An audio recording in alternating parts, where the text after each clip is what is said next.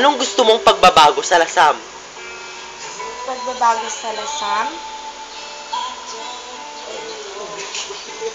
Pagbabago sa Lasam?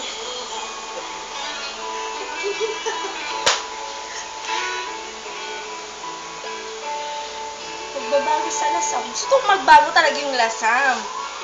Wala, maging ano naman siya. Sana magkaroon ng mga food establishments. Ay, tama. Magkaroon ng food establishments. Alam mo yun, maging high-tech, ganun. Tsaka yung mga roads, sana matapos na.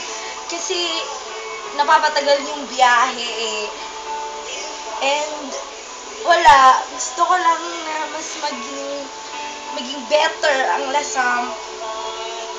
Pagbabago sa mga, siguro, sa mga nanunungkulan. Maraming salamat po, Ayesa May Cortez.